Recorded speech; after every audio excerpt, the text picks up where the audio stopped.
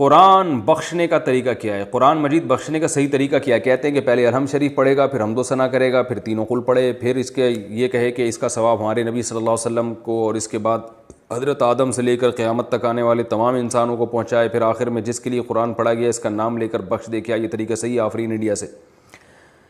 دیکھیں، قرآن بخشنے کا کوئی مخصوص طریقہ صحابہ سے ثابت نہیں ہے، صرف اتنا ثابت ہے کہ نبی صلی اللہ علیہ وسلم نے صدقہ کرنے کا حکم دیا ایک صحابیہ کو کہ وہ اپنی ماں کے لیے صدقہ کریں، تو اس سے علماء نے استدلال کیا کہ صدقہ بھی ایک نیکی ہے، تو کوئی بھی نیکی کسی کے لیے بھی کی جا سکتی ہے۔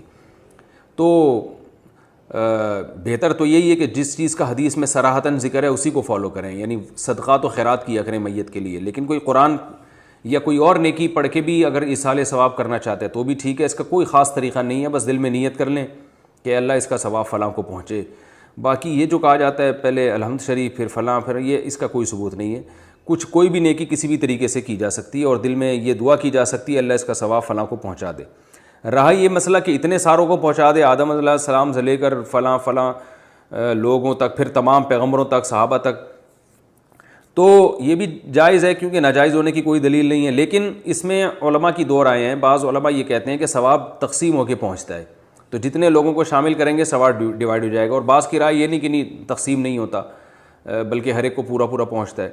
تو ان میں سے کسی بھی مسلک پہ کوئی مضبوط قرآن و سنت سے دلیل کسی کے پاس نہیں ہے کہ اللہ کی رحمت سے امید کی جا سکتی ہے کہ اللہ سب کو سارا ہی ثواب پہنچا دیں، اللہ چاہیں تو ڈیوائڈ کر کے پہنچا دیں، تو اس لیے کوئی ایسا خاص طریقہ نہیں ہے، جس طرح سے چاہیں کر لیں آپ۔ میرا جو اپنا معمول ہے، میں تو یہی کرتا ہوں کہ ایک تو صدقات و خیرات کو فوکس کرتا ہوں، جو میرا جو معمول ہے کہ جو میت کے لیے جو حدیث میں جو چیز منصوص ہے، جو متفق علیہ، اور اگر قرآن پڑھ کے کرنا چاہیں تو دل میں بس اتنی نیت کہ سورہ فاتحہ پڑھی یا کوئی بھی سورت پڑھ لی، اللہ اس کا ثواب فلاں کو پہنچے، تو سب طریقے ٹھیک۔ پڑھ کر بخشنا، میری والدہ کا جنوری میں انتقال ہوا تھا، ہم ان کے لیے کیا کیا صدقہ جاریہ کر سکتے ہیں؟ نیز کیا ان کو کچھ پڑھ کر بخش سکتے ہیں؟ یہ کہاں تک صحیح ہے اور کیا اس کا ثواب میت کو پہنچتا ہے؟ مسز عمر ریاض سے۔ قرآن کی تلاوت وغیرہ پڑھ کے میت کو ثواب پہنچانا، جس کو ایصال ثواب کہتے ہیں، اس میں یہ اختلافی مسئلہ ہے۔ احناف کے ہاں یہ جائز ہے، بعض فقہا اس کی حقیقت کے قائل نہیں ہے، تو انسان کو ایک فقہ کو فالو کرنا چاہیے اور دوسرے فقہا کا بھی احترام کرنا چاہیے۔ اس کے دلائل کیا ہیں احناف کے، وہ میں کئی بار مسائل میں ریکارڈ کروا چکا ہوں، مضبوط دلائل ہیں، لیکن اتنی بات تو بہرحال ثابت ہے کہ اتفاقی چیز کیا ہے، وہ یہ ہے کہ پیسوں کا صدقہ کیا جائے۔ اس میں تمام فقہا کا اتفاق ہے کہ اس کا ثواب میت کو، جو بھی یعنی معتد بھی فقہا ہیں جو ان کا اتفاق ہے کہ اگر آپ پیسے صدقہ کرتے ہیں یا کوئی کنواں کھدوا دیتے ہیں یا کوئی اور صدقہ جاریہ کا انتظام کرتے ہیں تو اس کا ثواب تو بہرحال یقینی پہنچتا ہے، اور حدیث میں بھی یہ چیز منصوص ہے۔ نبی صلی اللہ علیہ وسلم سے ایک صحابیہ نے پوچھا میں اپنی ماں کی طرف سے صدقہ کرنا چاہتی ہوں، افاتصدق عنہا ان امی توفیت عنی، میری ماں کا انتقال ہو گیا ہے، افاتصدق عنہا، کیا میں ان کی طرف سے صدقہ کروں؟ آپ نے فرمایا ہاں۔ تو اس لیے زیادہ فوکس جس چیز کو کرنا چاہیے وہ ہے پیسے صدقہ کریں اپنی والدہ کے لیے، اور کوئی مدرسہ بنا دیں، مسجد بنا دیں، یا مسجد میں تعاون کر دیں، یا مدرسے میں تعاون کر دیں، یا یتیم خانے میں تعاون کر دیں، اس طرح سے کوئی بھی صدقہ جاریہ ہو، یا ویسے ہی کوئی صدقہ کسی غریب کی مدد، اور دل میں نیت کر لیں کہ اس کا ثواب میری والدہ کو پہنچے، تو یہ انشاءاللہ آپ کی والدہ کو ثواب پہنچے گا۔ میں بھی دل سے دعا کرتا ہوں اللہ تعالیٰ آپ کی والدہ کی مغفرت فرمائے اور ان کے درجات کو۔ جنازے کے سامنے قرآن پڑھنے کی حقیقت، جنازے کے سامنے جو لوگ قرآن پڑھتے ہیں یا سورہ یاسین پڑھتے ہیں، کیا یہ عمل حدیث سے ثابت ہے یا بدعت ہے؟ عبدالصمد صاحب نے انڈیا سے پوچھا ہے۔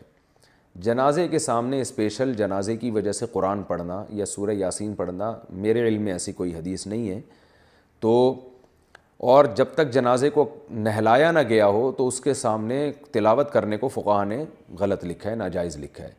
تو جب تک جنازے کو نہلایا نہ جائے تو پھر نہلانے کے بعد آپ اس کے سامنے قرآن پڑھ سکتے ہیں، لیکن کوئی سنت عمل نہیں ہے۔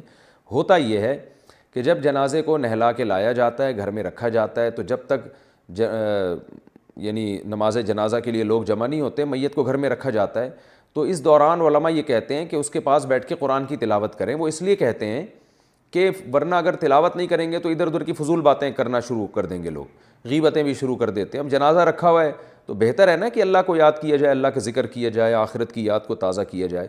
تو علماء اس لیے کہتے ہیں کہ وہاں بیٹھ کے قرآن پڑھ لو یا سورہ اخلاص پڑھ لو, سورہ یاسین پڑھ لو, کوئی بھی سورت پڑھ لو, تاکہ آپ فضول چیزوں میں اپنا ٹائم برباد نہ کریں, اس وجہ سے کہا جاتا ہے. اور اس میں پھر جنازے کی میت کے ایصال ثواب کی نیت بھی کی جا سکتی ہے, کیونکہ اس میں بہرحال فقہا کا اختلاف ہے کہ میت کے لیے قرآن پڑھنا جائز ہے یا نہیں ہے. اور صدقے کے بارے میں تو ہمیں حدیث ملتی ہے کہ آپ صلی اللہ علیہ وسلم سے صحابیہ نے پوچھا فاتصدق عنہا, میری ماں کا انتقال ہو گیا, میں صدقہ کروں؟ آپ نے فرمایا ہاں. تو جمہور علماء نے اس سے استدلال کیا کہ جب صدقہ بھی ایک نیکی ہے تو وہ نیکی پہنچائی جا سکتی ہے میت کو, تو اس میں ایک علامت بیان کی ہے کہ کوئی بھی نیک عمل پہنچایا جا سکتا ہے, تو قرآن کی تلاوت بھی نیک عمل ہے. بعض فقہا کہتے ہیں کہ نہیں, صدقہ تو جائز ہے کیونکہ حدیث میں صدقے کا ذکر ہے, تلاوت کا ذکر نہیں ہے, لہذا تلاوت جائز نہیں. تو اختلاف رائے ہے اس میں.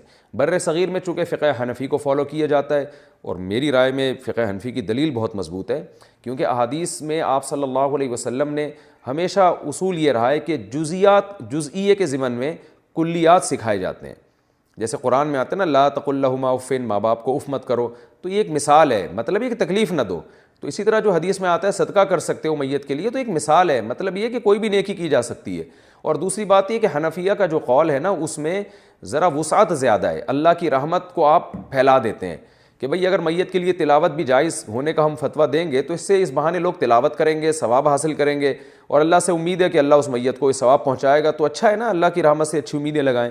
تو ویسے بھی شریعت کا مزاج ہے کہ جس چیز میں رحمت والا عنصر غالب ہو اس قول پہ آپ کو فتویٰ دینا چاہیے. یہ ہماری رائے ہے, اگر کوئی اس سے اختلاف کرتا ہے تو وہ اس کا اپنا مسئلہ ہے. تو اس لیے جنازے کے پاس قرآن پڑھنا الگ سے کوئی اس کی فضیلت ہمارے علم میں نہیں ہے حدیث میں, لیکن کہا اس لیے جاتا ہے کہ وہاں بیٹھ کے ادھر ادھر کی باتیں کرنے سے بہتر ہے کہ آپ قرآن پڑھ لیں. البتہ قرآن خوانی میت کے لیے یہ جائز نہیں ہے, کیونکہ قرآن خوانی کو کہتے ہیں کہ لوگوں کو قرآن پڑھنے کے لیے جمع کرنا. تو قرآن پڑھنے کے لیے جو جمع ہے نا, تو اجتماعی عمل کے لیے ثبوت ضروری ہے, یہ خوب ذہن میں رکھیں. جیسے آپ اپنے طور پر 2 نفل کبھی بھی پڑھ لیں جائز ہے, لیکن اگر آپ لاؤڈ سپیکر میں اعلان کرتے ہو یا کارڈ چھپواتے ہو یا منادی کراتے ہو آؤ میں اشراق کے 2 نوافل پڑھ رہا ہوں, تمام حضرات سے گزارش ہے کہ مسجد میں آ جائیں, اب یہ اجتماعی عمل بن گیا, یہ بدعت ہو جائے گا.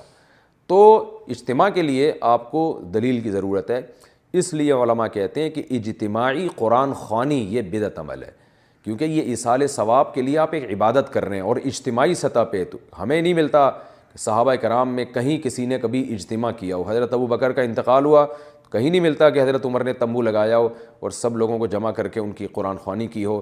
حضرت عمر کی شہادت ہوئی تو کہیں نہیں ملتا کہ حضرت عثمان نے ان کے لیے قرآن خوانی کی ہو, یہ ثابت نہیں ہے, اور اس پر علماء کے فتاوی بھی موجود ہیں.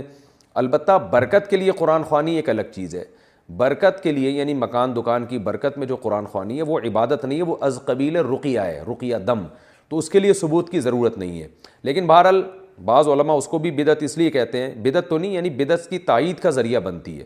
تو بعض علماء کہتے ہیں کہ اس زمانے میں برکت کے لیے بھی قرآن خوانی نہیں کرنی چاہیے, بلکہ برکت کے لیے گھر کے اپنے لوگ مل کے قرآن پڑھ لیں یا نماز پڑھ لیں یا دعا مانگ لیں. لیکن بہرحال اگر کوئی برکت کے لیے قرآن خوانی کرواتا بھی ہے تو اس کی بہرحال گنجائش موجود ہے. احتیاط اسی میں ہے کہ اس کو ترک کیا جائے, کیونکہ لوگ ایصال ثواب اور برکت والی قرآن خوانی میں فرق محسوس نہیں کرتے, تو وہ دونوں کے ایک ہی سمجھتے ہیں, اس سے پھر بدعت کی تائید ہوتی ہے.